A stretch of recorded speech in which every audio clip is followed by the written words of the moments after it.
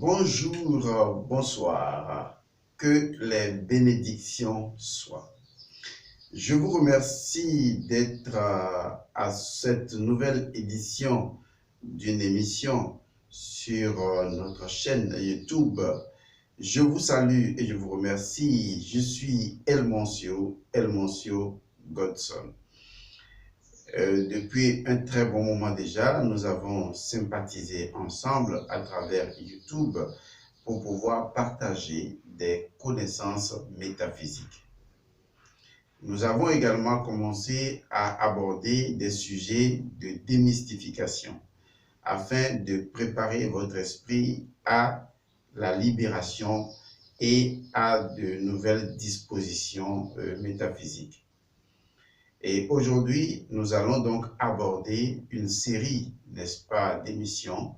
J'espère que déjà avec une émission ou deux, on pourrait donc dire que nous l'aurons fini. Si on ne finit pas, on va faire donc étalage de série d'émissions. Il s'agira donc de parler de sujets suffisamment sensibles et de l'approcher sous l'angle purement métaphysique. Naturellement, c'est de parler, ou il s'agira de parler de la question de la masturbation.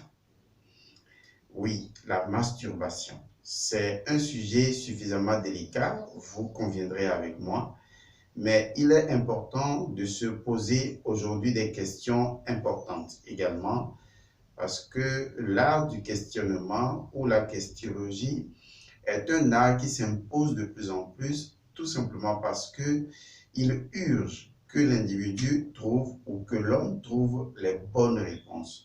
Or, les bonnes réponses ne peuvent se dévoiler que lorsque vous posez les bonnes questions. Les questions comme par exemple, pourquoi les gens se masturbent? Est-ce que la masturbation est une bonne chose?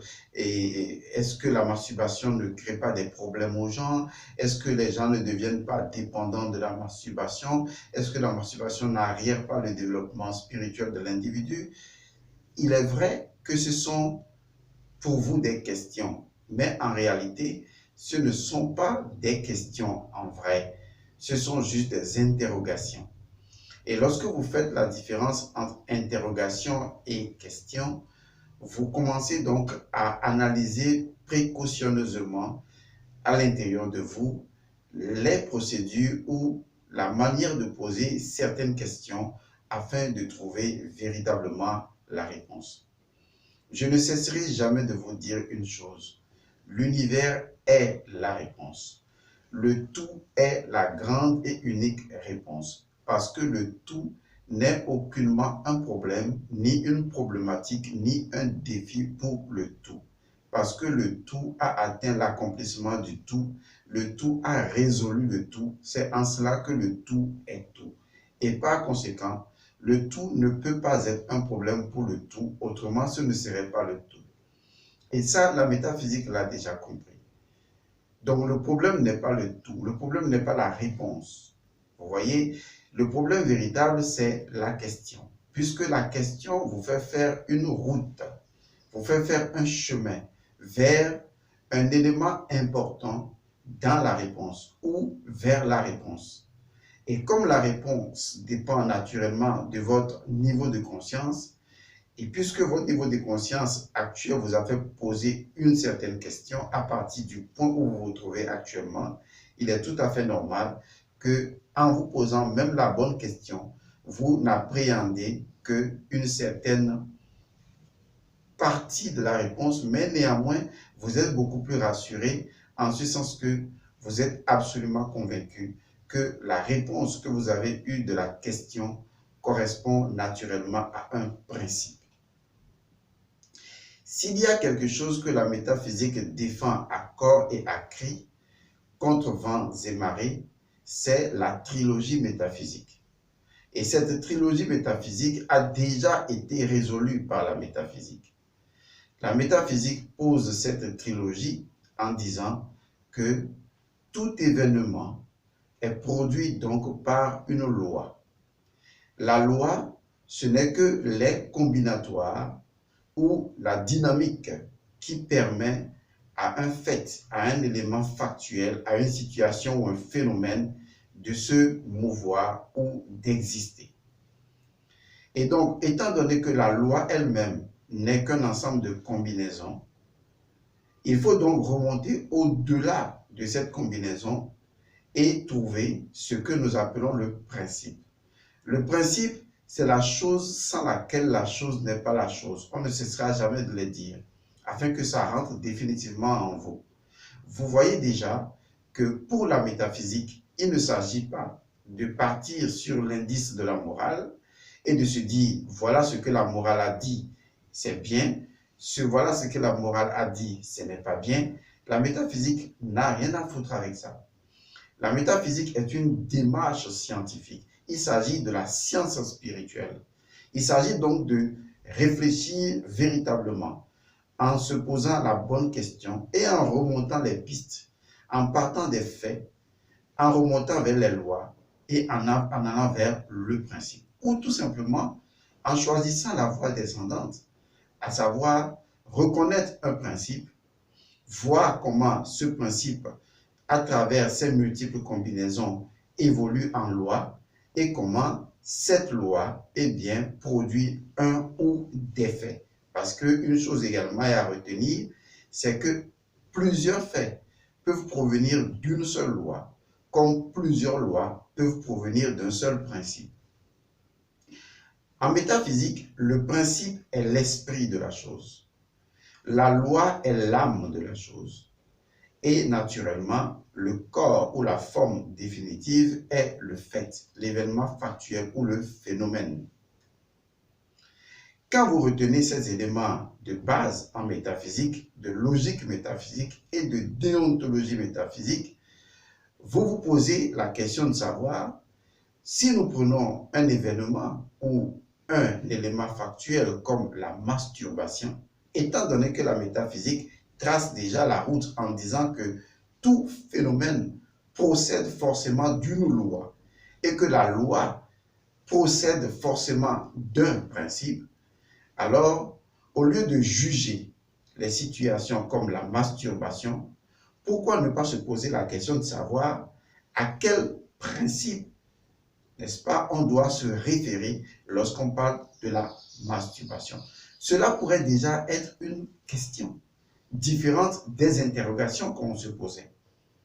Une question en ce sens que il ne s'agit pas de se demander est-ce bien ou est-ce mal, mais il s'agit de remonter dans la quiddité, avant la codité de la chose, de remonter dans la quiddité et de voir le bien fondé principiel, le bien fondé naturel. Puisque si la chose existe, elle est forcément accrochée à un principe qui, procédant d'une loi, la fait exister et par conséquent, il est important, il serait louable, il serait plus intelligent, plus avisé d'ailleurs, plus sage, de rechercher est-ce qu'il y a un principe qui rend le fait masturbation existant. Voilà ce que nous devons commencer à faire comme une remise en cause. Parce que si nous ne faisons pas une remise en cause et une remise en question, il nous sera difficile d'avancer. Parce que beaucoup de personnes aujourd'hui se promènent déjà avec des têtes très pleines. Des têtes qui viennent tout simplement déverser des informations. Des fois des informations sur lesquelles on n'a aucune connaissance. Parce que l'élément important de la connaissance, c'est qu'elle introduit au niveau de la conscience une nouvelle disposition. Comme si la conscience renaissait d'elle-même, comme le phénix qui renaît de ses cendres, ce qui procure à l'intérieur de cette conscience-là un éveil, une élévation de la conscience.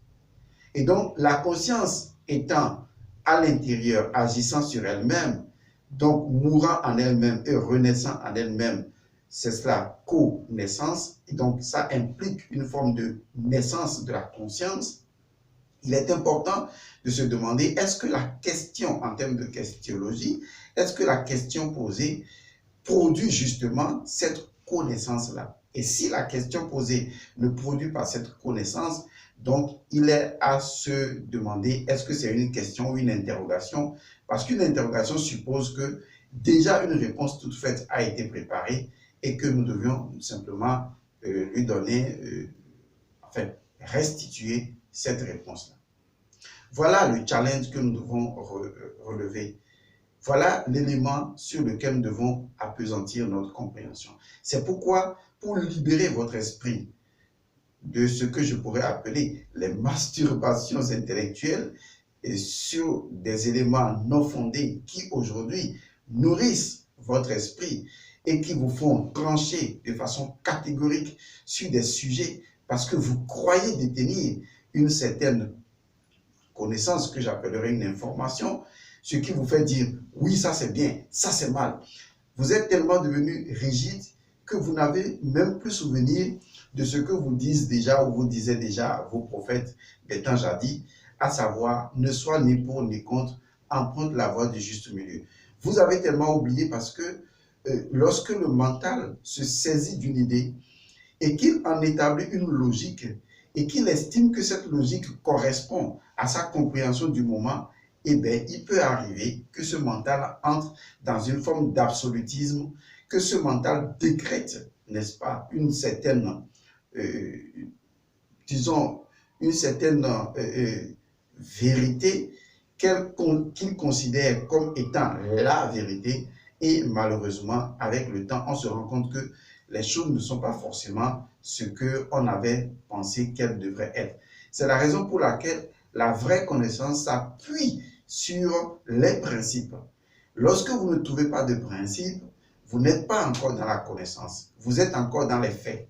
Et il arrive des fois que la redondance des faits, ou que la répétition des faits, ou que le fait que toute une foule énonce les faits et répète les faits, il arrive que malheureusement, les gens prennent ces faits redondants comme étant la vérité.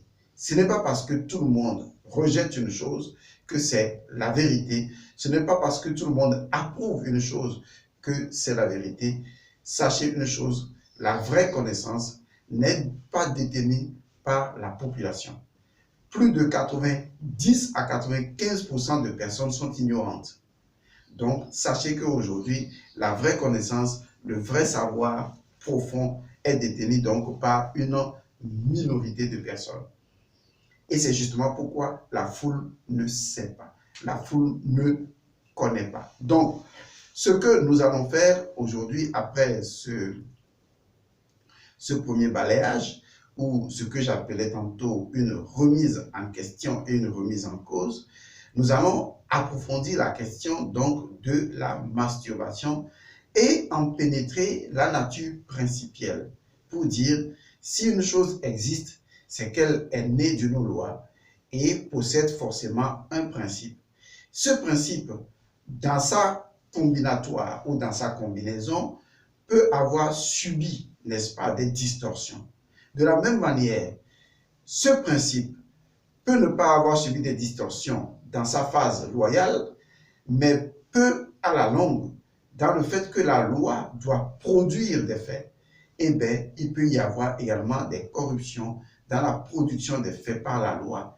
Et on pourrait s'écarter correctement du véritable principe. Parce que si on parle de masturbation, il faut forcément remonter toujours à la métaphysique et beaucoup plus loin à l'hermétisme. Et ça, c'est ce que nous allons commencer à faire tout de suite après cette brève ouverture-là. Et donc, vous avez déjà compris la nature de principe, loi et fait. Alors, la question à se poser aujourd'hui est de savoir quel est le principe sous-jacent à l'événement de la masturbation. Ainsi, la question posée nous impose le fait qu'il y a forcément un élément permanent, c'est ça le principe, un élément permanent qui rend le fait de la masturbation possible. Parce que sans cet élément permanent, la possibilité de la masturbation n'existerait même pas. Et donc, le principe n'est que l'élément qui rend une chose possible. Et autant d'infini de possibilités il y a, autant d'infini de lois, enfin d'infini de principes, il y a tous les principes provenant du principe premier et de son comportement initial, dont le contenu est tout aussi illimité dans sa propre version, de façon divine, chaotiquement divine, Et donc, il est devenu le Nun ou le principe incompréhensible. Ce qu'il faut savoir, c'est tout simplement que nous devons reconnaître qu'il existe un principe inhérent à la masturbation. Ce n'est pas moi qui le dis, ce sont les légendes, ce sont les mythologies du passé qui le disent. Lorsque vous remontez à certaines traditions antiques, comme par exemple l'Égypte antique, ou même à la civilisation babylonienne et à d'autres civilisations comme la civilisation aztèque et autres, il y a des fois des légendes saisissantes, des légendes qui vous saisissent le cœur. On remarque que ce qui revient souvent en termes de mythe ou de mythologie, ce qui revient souvent, c'est le comportement du principe premier. En fait, je le dis de cette façon-là et chacun se retrouvera dans ce qu'il maîtrise des mythologies du passé. Il arrive que dans certaines formes de légendes, on vous parle de la divinité ou du démiurge ou du dieu Atum. Et qu'on vous dise que dans plusieurs versions, parce que la version de la cosmogénèse n'est pas unique. Disons que cela varie, même dans l'Égypte antique, cela variait déjà sur les 14 nations de l'Égypte, aussi bien dans la Haute-Égypte que dans la Basse-Égypte. Et donc, il faut reconnaître que il y a déjà à la base, en suivant le processus du corps d'Osiris, plus de, ou pratiquement 14 versions différentes de la cosmogénèse. Et donc, on se rend compte que dans une forme d'expression mythologique relatant donc l'origine du monde, on nous a raconté que le démiurge ou le dieu Atum, en se masturbant, a sécrété la sainte semence. Et donc, de sa semence, a créé sa semence qui va devenir la force de vie universelle, ou le cas, selon certaines personnes, cette semence va être la semence de base pour créer toute chose.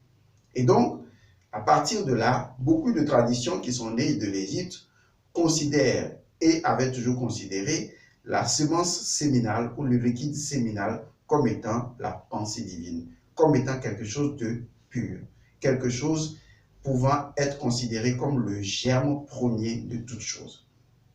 Et cela se comprend, surtout lorsqu'on suit la tradition hébraïque, ou dans les 5e ou le premier livre de la Genèse, il est expliqué que, au commencement, l'Esprit de Dieu planait donc sur les eaux. L'Esprit de Dieu ou le germe divin pouvant être considéré justement comme étant le liquide séminal qui va justement ensemencer ou qui va pénétrer les eaux mystiques représentant le principe féminin. Ce qu'il faut savoir, c'est que tout cela se déroulait à l'intérieur de Dieu. Et en remontant les mythologies de l'Égypte antique, on s'est rendu compte que Atum, qui est né de lui-même à partir du Nun, qui n'a pas été engendré, qui est sorti du Nun et qui s'est positionné sur une butte ou sur une colline, selon les légendes, c'est de la masturbation de Atum que, naturellement, l'Énéade est née, que les autres divinités sont nées, sont générées. Et donc, les autres divinités sont générées de la masturbation du dieu Atum. Et c'est là que ça devient très intéressant, parce que si déjà on reconnaît au niveau métaphysique, à travers les mythologies, qu'il existe un concept, je dis bien un concept, c'est-à-dire un principe de la conscience. C'est ce que ça veut dire un concept. Un concept, un principe de la conscience qui veut que le dieu Atum, qui est, on peut le considérer comme étant le principe premier, puisqu'il est l'organisateur du Nun ou du chaos primordial ou de l'océan primordial incompréhensible. Quand on dit chaos, ce n'est pas un désordre, mais c'est juste un univers d'incompréhensibilité humaine. Lorsque Atum, le principe premier, est sorti du Nun, il est sorti en tant que principe premier qui organise, qui harmonise, qui démontre que le Nun, à l'intérieur du Nun, c'est une cohérence parfaite. Et donc, l'unité Atum va faire quoi? L'unité Atum devient alors la représentation du tout. Or, le tout est tout à l'intérieur du tout. Du coup, le tout va devenir celui qu'on appelle celui qui se suffit à lui-même. Les musulmans ont une expression coranique qui dit Al-Qayyum, celui qui subsiste par lui-même. Et donc, ce qui subsiste par lui-même, ou celui qui subsiste par lui-même, n'est rien d'autre que celui qui se suffit à lui-même, et par conséquent, celui qui entretient tout à l'intérieur de lui-même sans avoir besoin de rien du tout à l'extérieur. Encore que, est-ce qu'on pouvait parler vraiment d'un extérieur? On ne va pas remonter aussi loin. Ce qui est important, c'est qu'il se produit là, véritablement, ce qu'on pourrait considérer déjà comme étant la première phase de la masturbation. Donc, nous comprenons déjà, à partir de ce niveau, que la masturbation a été initiée par le principe premier, par la divinité première. Pour les Égyptiens, c'est Atum, qui a dû faire l'amour à l'intérieur de lui-même, qui a dû sexuellement s'entretenir avec lui-même, c'est-à-dire Atum faire l'amour avec Atum à travers Atum. Et du coup, on retrouve tout simplement la simple définition de ce que je pourrais appeler la masturbation. Et dans ce cas, il s'agit purement et simplement d'une masturbation divine ou de la masturbation divine, la masturbation du principe premier, ce qui inaugure même le fondement même de la masturbation. Car ce qui se suffit à lui-même ne peut que se masturber. Et c'est de sa masturbation que l'Énéade est né. C'est de sa masturbation d'où il a produit le germe que tout est créé. Mais seulement, ce qu'il faut remarquer, c'est que la masturbation du dieu Atum a lieu à l'intérieur de Atum et demeure à l'intérieur de Atum, tout comme l'Énéade reste à l'intérieur de Atum, puisque Atum n'est que la projection du Nun ou de l'océan primordial. Et en dehors de Atum, il n'y a plus rien d'autre. Et donc, tout ce qui se passe à l'intérieur de Atum et va atteindre le point culminant Atum et va se générer, selon vous, à l'extérieur comme étant l'Énéade. Mais en fait, cet extérieur-là n'est rien d'autre que la conscience de Atum.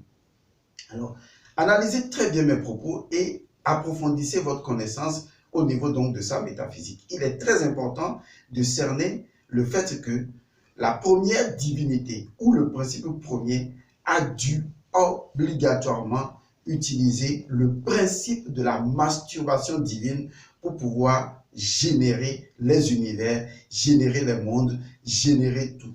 Et donc, la masturbation divine ou la masturbation principielle ou la masturbation du principe premier va devenir quoi? Premièrement, le principe d'intériorité et d'intériorisation. Donc, on comprend alors que, loin d'évoquer tout de suite des idées abjectes ou de susciter des sentiments ou des émotions de répulsion, le concept de la masturbation doit être métaphysiquement compris, afin que l'individu cerne le principe premier de la chose avant même de tomber dans les dérèglements verbaux. Et par conséquent, éviter de raconter, excusez-moi, n'importe quoi, sans se reposer sur les principes, lesquels principes sont les seuls garants d'une véritable connaissance, c'est-à-dire d'un savoir purement transformationnel, conscientiellement parlant. Et donc, la masturbation principielle ou la masturbation tout court va être considérée au niveau spirituel ou au niveau métaphysique ou au niveau divin comme étant, premièrement, le principe d'intériorité et d'intériorisation. Deuxièmement, ce sera considéré comme le principe de redécouverte de soi ou de découverte de soi, c'est à vous de voir, et de prise de conscience d'être la source de sa source. Et ça, c'est très important. C'est-à-dire, non seulement c'est le principe d'intériorité et d'intériorisation, deuxièmement, la masturbation divine ou la masturbation va devenir le principe de la découverte ou de la redécouverte de soi, disons simplement le principe de la découverte et de la redécouverte de soi, et également le principe d'être la source de sa source. Et c'est ce qui se passe avec le dieu Atum, parce qu'il est source de sa source. Et donc, c'est seulement la source de sa source qui peut entretenir l'événement que nous appelons la masturbation divine ou principielle. Donc, la source de sa source n'a d'autre choix que le choix d'entretenir une masturbation divine principielle au sein de sa propre réalité avant de générer, n'est-ce pas, toute autre chose. Et cela va se sentir à la longue. Suivez-moi très bien. C'est également, la masturbation va devenir au niveau divin le principe de l'unicité.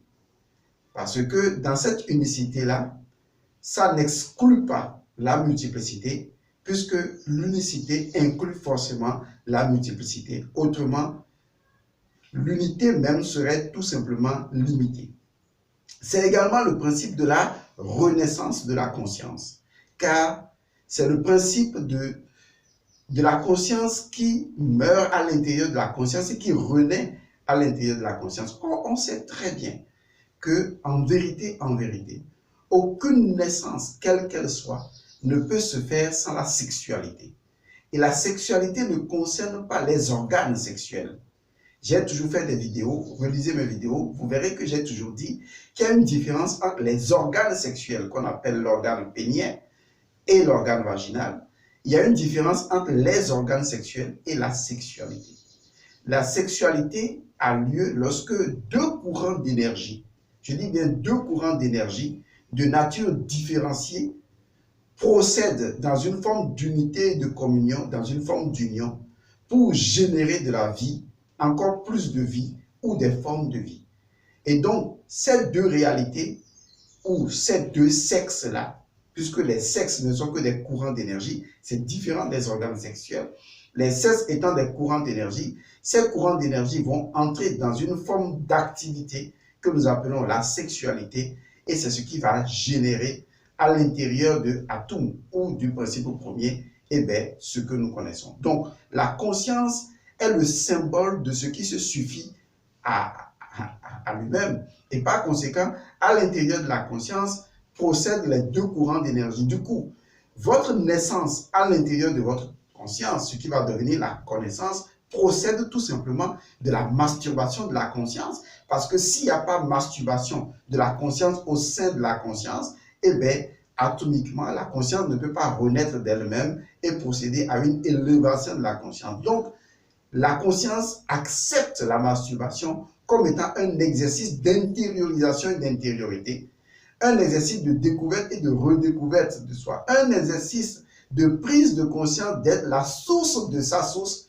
et surtout ce qui est important, c'est également le principe de ce que je pourrais appeler de l'amour et de la béatitude, car on atteint ces deux éléments véritablement que lorsque on se réconcilie avec soi-même à l'intérieur de soi-même et on s'unit à soi en soi d'une manière totalement parfaite. Vous voyez, en fait, si vous analysez bien tout le processus, vous comprendrez que nous sommes à l'intérieur de nous-mêmes un module complet, à l'image du tout. Mais en fait, à un moment donné, nous allons devenir ce que j'appellerais incomplet, sans pour autant perdre notre complétude.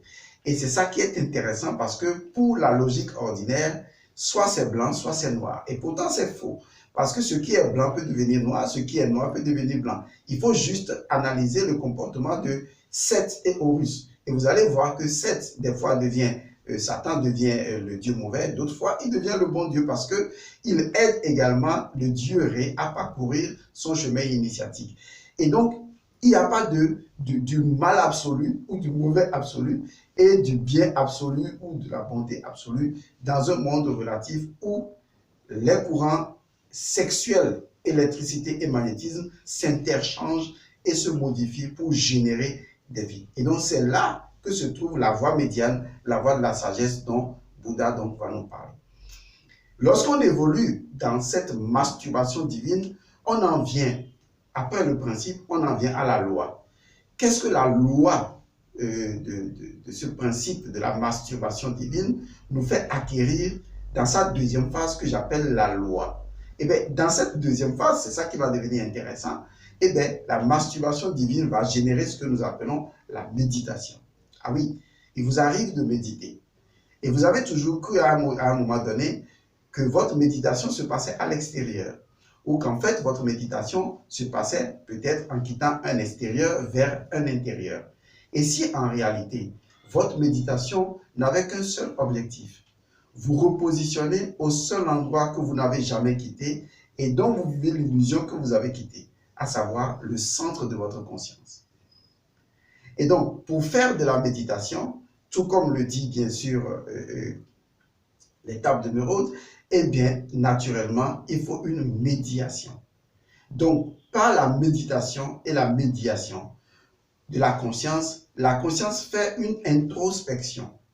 La conscience revient sur elle-même. C'est ce qui définit même sa nature. Et c'est ce qui définit naturellement sa vérité. Donc, la méditation est une forme de masturbation.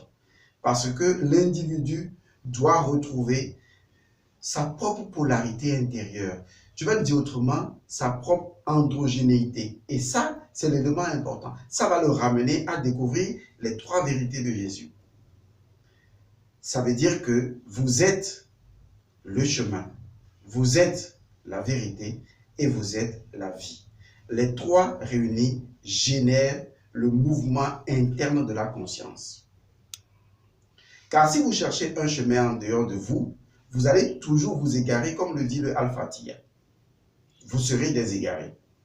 Si vous recherchez un chemin à l'extérieur de votre conscience, si vous cherchez la vérité en dehors de celle que vous êtes déjà en tant que conscience suprême, conscience absolue, qui fait l'expérience de sa propre redécouverte, vous êtes la vérité en tant que conscience.